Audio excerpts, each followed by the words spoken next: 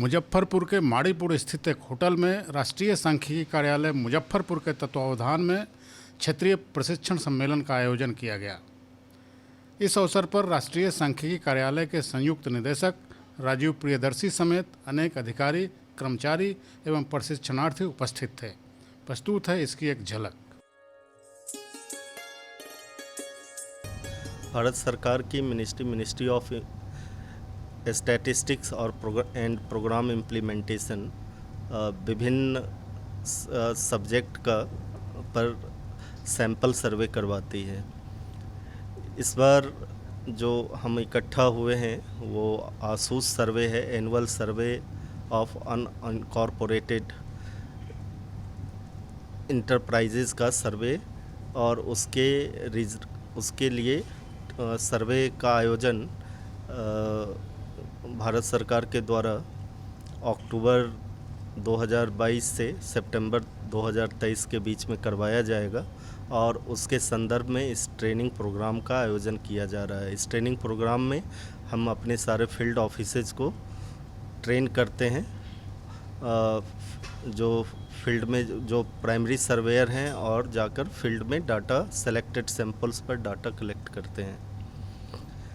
जहाँ तक इस सर्वे की बात है तो इस सर्वे का अनइनकॉर्पोरेटेड सेक्टर के संदर्भ में हमारे सरकार के पास डाटा बहुत कम है, सूचनाएं बहुत कम हैं। इसलिए इस सेक्टर में अभी तक बहुत अच्छी पॉलिसी और नीति निर्धारण का काम उतने सटीक रूप से नहीं हो पा रहा था, लेकिन आसूस सर्वे इस डाटा गैप को फुलफ़िल करता है और इससे हमारे डिसीजन मेकिंग और पॉलिसी इनपुट्स वगैरह में काफ़ी सहायता प्रदान करने वाला है।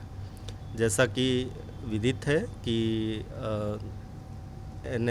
NSO नेशनल स्टैटिस्टिकल ऑफिस एक कॉम्प्रिहेंसिव सर्वे करवाता है। इसमें हम किसी एक नहीं कई मदों में और किसी अनइनकॉर्पोरेटेड सेक्टर के जो इस्टेब्लिशमेंट है उससे रिलेटेड लगभग सारे मदों पर हम लोग सूचनाएं एकत्र करते हैं। इसमें प्रमुख सूचनाएं हैं कि पूरे भारतवर्ष में कितने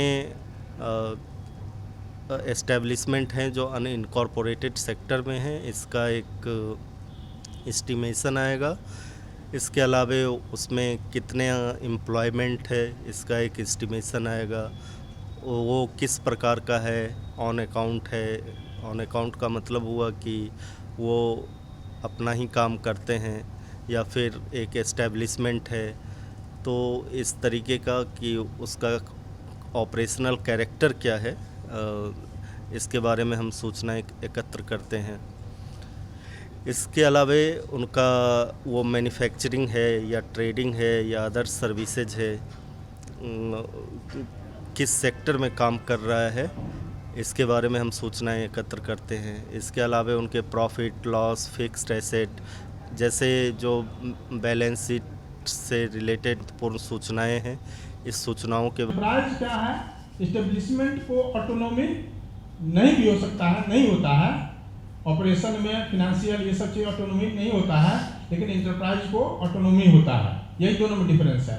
अब जो सिंगल यूनिट है तो वो इस्टेब्लिशमेंट प्लस इंटरप्राइज सेम है, ठीक है। एक इस्टेब्लिशमेंट है जो एक ही है, उसका और ब्रांचेज नहीं है, तो वो इस्टेब्लिशमेंट इंटरप्राइज भी है।